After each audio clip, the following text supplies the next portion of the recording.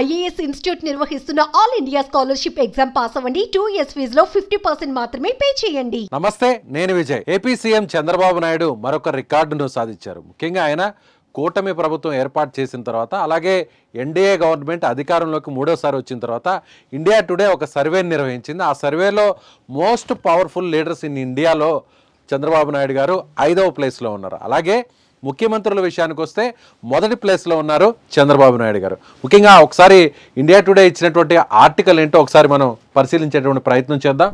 2 రోజుల కిందట India today ఒక సర్వేని చేపట్టింది. ఆ సర్వేలో కూడా most powerful leaders in India ఎవరు అనేటువంటి ఒక సర్వేని చేసింది. అందులో భాగంగా మొదటి ప్లేస్లో నరేంద్ర మోడీ ఉన్నారు.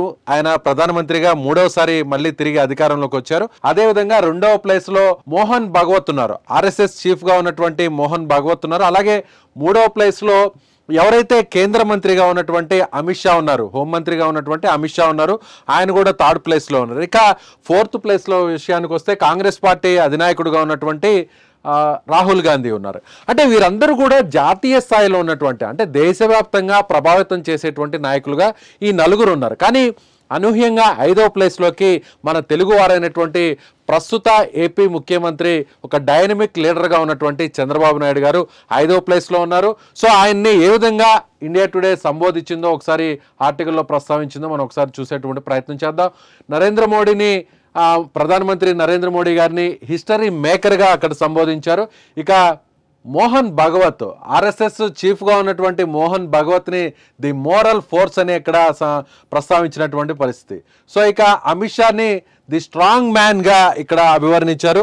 సో అదేవిధంగా 4వ స్థానంలో ఉన్నటువంటి రాహుల్ గాంధీ గారిని బ్యాక్ ఇన్ ద రికర్నింగ్ అనేటువంటి పదంతో ఆయన్ని అక్కడ ప్రస్తావించినటువంటి పరిస్థితి. ఇక 5వ ప్లేస్లో మనం ఇప్పుడు ప్రస్తుతం చెప్పుకుంటున్నటువంటి నారా చంద్రబాబు నాయుడు గారిని ది ఫీనిక్స్ రైజెస్ అనేటువంటి పక్షితో ఇక్కడ ఆయన ఈ ఆర్టికల్లో ప్రస్తావించినటువంటి పరిస్థితి. అంటే ఫీనిక్స్ పక్షి చనిపోయిన తర్వాత తానుగా ఆ పక్షి అగ్నికి, అంటే సూర్యుడి దగ్గర వరకు వెళ్ళి అక్కడ అగ్నికి ఆహుతి అవుతుంది. ఆ తర్వాత ఎవరైతే పూర్వజన్మలో ఉన్నటువంటి వారికి సంబంధించినటువంటి ఆ బూడిద ద్వారా వెంటనే తిరిగి ఆ పునర్జీవాన్ని పోసుకునేటువంటి పక్షిగా ఫీనిక్స్ పక్షిని చెప్తుంటారు. ఇది గ్రీకు పురాణంలో దీని ప్రస్తావన ఎక్కువగా ఉంటుంది. అంటే పూర్తిగా చనిపోయింది, ఇక లేదు, తనకు ఇక జన్మ లేదు అనేటువంటి పరిస్థితుల్లో నుంచి ఆ బూడిదలో నుంచి తన అంశ ద్వారా తిరిగి ప్రాణాన్ని పోసుకునేటువంటి పక్షిగా ఇక్కడ మనం చెప్తుంటారు ఫీనిక్స్ పక్షిగా. అంటే ఎందుకంటే ఈ ప్రస్తావన ఎందుకంటే గత ఎన్నికలకు ముందు చంద్రబాబు నాయుడు గారు 2019 ఎన్నికల్లో కేవలం 23 స్థానాలకు పరిమితమయ్యారు. 151 స్థానాల్లో వైసీపీ గెలుపొందినటువంటి పరిస్థితి. సో ఆ దశ నుంచి పూర్తిగా, అంటే చంద్రబాబు నాయుడు గారికి సంబంధించినటువంటి పార్టీని పూర్తిగా నిర్వీర్యం చేసేటువంటి పరిస్థితుల్లో భాగంగా ఆయనపై స్కిల్ క్యాంప్ కేసును అప్పట్లో ప్రభుత్వం పెట్టినటువంటి పరిస్థితి. ఆ కేసులో భాగంగా చంద్రబాబు నాయుడు గారిని అరెస్ట్ చేయడం, నేరుగా రాజమండ్రి జైల్లో పెట్టినటువంటి పరిస్థితి. ఇక చంద్రబాబు నాయుడు గారు ఇక బయటకు రారు, ఇక జైలు జీవితంతోనే ఆయన ఉండబోతున్నారు. సో ఇక రాజకీయాల్లో ఆయన తిరిగి మళ్ళీ తన మార్కును చూపించేటువంటి ప్రయత్నం ఇక ఉండబోదు అనేటువంటి అనేక ఊహాగానాలు అప్పట్లో వచ్చినటువంటి పరిస్థితి. ఇక చంద్రబాబు గారి పరిస్థితి అయిపోయింది, తెలుగుదేశం పార్టీ పరిస్థితి కూడా అయిపోయింది. కాబట్టి తిరిగి మళ్ళీ వైసీపీఏ మళ్ళీ 2వసారి అధికారంలోకి వస్తుంది అనేటువంటి అనేక ఊహాగానాలు, రాజకీయ విశ్లేషణలు ఇవన్నీ కూడా జరిగాయి. కానీ అనూహ్యంగా చంద్రబాబు నాయుడు గారు కూటమి ప్రభుత్వాన్ని ఏర్పాటు చేయడం జరిగింది. జనసేన పార్టీ బీజేపీతో కలిసి మెజారిటీ, అంటే ఏపీ రికార్డ్స్లోనే, ఏపీ హిస్టరీలోనే ఇలాంటి తిరుగులేని విజయాన్ని నమోదు చేసుకున్నారు. ఒక రకంగా చెప్పాలంటే చంద్రబాబు నాయుడు గారు ప్రస్తుతం ఎన్డీఏలోనే, అంటే ఒక్క ఏపీలోనే కాకుండా ఎన్డీఏ ప్రభుత్వంలో కూడా ఆయన చాలా కీలకంగా ఉన్నటువంటి నేతగా చెప్పాలి. అంటే ప్రస్తుతం ఎన్డీఏలో బీజేపీ తర్వాత 2nd లార్జెస్ట్ పార్టీగా చంద్రబాబు నాయుడు గారు 16 ఎంపీ స్థానాల్లో ఉన్నారు.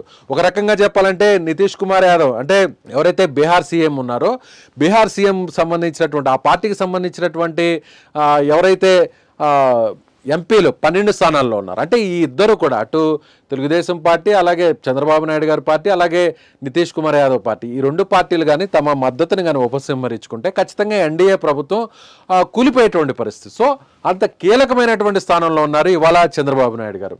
సో చంద్రబాబు నాయుడు గారు తర్వాత చూస్తే ఇక్కడ మనం చెప్పినట్టుగా నితీష్ కుమార్ యాదవ్ని ఇక్కడ ప్రస్తావించారు.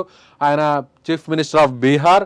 సో ఈయన్ని స్టిల్ ఇన్ఛార్జ్గానే అక్కడ సంబోధించినటువంటి పరిస్థితి. ఇక తర్వాత స్థానంలో 7వ స్థానంలో చూసినట్లయితే యోగి ఆదిత్యనాథ్ ఉన్నారు.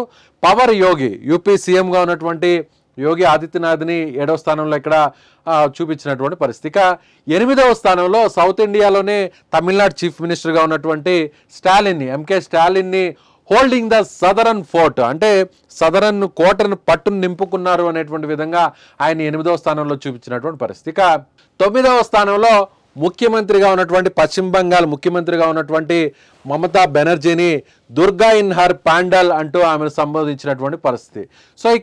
సో 10వ స్థానంలో అఖిలేష్ యాదవ్ ఉన్నారు. సమాజ్వాద్ పార్టీ అధినేతగా ఉన్నటువంటి అఖిలేష్ యాదవ్ యూపీకి సంబంధించినటువంటి ఆయన్ని 10వ స్థానంలో ఇక్కడ మోస్ట్ పవర్ఫుల్ లీడర్గా ఇండియాలో చూపించినటువంటి పరిస్థితి. సో ఆయనది బైస్కిల్ ఆన్ ట్రాక్ అనేటువంటి విధంగా ఆ బిరుదుతో ఇక్కడ ప్రస్తావించినటువంటి పరిస్థితి. సో ఓవరాల్గా చూసినట్లయితే చంద్రబాబు నాయుడు గారు ఇవాళ దేశంలోనే అత్యంత ప్రభావితవంతమైనటువంటి నాయకుల్లో ఆయన 5వ స్థానంలో ఉన్నారు. ముఖ్యమంత్రుల విషయంలో చూస్తే 1వ స్థానంలో ఉన్నారు. ఇప్పటికే ఏపీకి సంబంధించి రాజధాని అమరావతి నిర్మాణంలోనూ అలాగే పోలవరం నిర్మాణంలోనూ కీలకమైనటువంటి అడుగులు వేస్తున్నటువంటి పరిస్థితుల్లోనూ, అదేవిధంగా ఎన్డీఏకి సంబంధించి కూడా దేశవ్యాప్తంగా కూడా ఎన్డీఏ మద్దతు పలకడంలో చంద్రబాబు ఆయన కీలకంగా వ్యవహరించారు. ఎన్డీఏ ప్రభుత్వం ఇప్పుడు కొనసాగించేటువంటి విషయంలో కూడా చంద్రబాబు గారు చాలా కీలకంగా ఉన్నారు. సో ఓవరాల్గా చూసినట్లయితే ఏపీలో తిరిగి 4వసారి ముఖ్యమంత్రిగా చంద్రబాబు నాయుడు ప్రమాణ స్వీకారం చేశారు. ఈ వయసులో కూడా ఆయన చాలా యాక్టివ్గా ఉన్నారు. పరిశ్రమలకు సంబంధించి అదేవిధంగా పారిశ్రామిక రంగంగా ఏపీని అభివృద్ధి వైపు తీసుకెళ్లడంలో కానీ, అదేవిధంగా వేల కోట్ల రూపాయల పెట్టుబడుల్ని ఏపీకి తీసుకురావడంలో కానీ, అదేవిధంగా పూర్తిగా అంటే అచేతన స్థితిలోకి వెళ్ళిపోయి ఆర్థిక పరిస్థితి పూర్తిగా మరుగున పడిపోయినటువంటి ఈ దిశలో తిరిగి గాడిన పెట్టే విధంగా కూడా ఇప్పుడు చంద్రబాబు ప్రభుత్వం ముందుకు వెళ్తున్నట్టుగా మనం చెప్పవచ్చు. సో ఓవరాల్గా చూస్తే ఇప్పుడు చంద్రబాబు నాయుడు గారు ఇండియా టుడే ఇచ్చినటువంటి ఆర్టికల్లో దేశంలోనే అత్యంత ప్రభావితవంతమైనటువంటి నాయకుల్లో మోస్ట్ పవర్ఫుల్ లీడర్స్లో 5th ప్లేస్లో ఉన్నారు. ఇక సీఎం విషయాల్లో 1st ప్లేస్లో ఉన్నారనే చెప్పాలి. ఈ వీడియో పైన మీ అభిప్రాయాన్ని కామెంట్ రూపంలో తెలియచేయండి.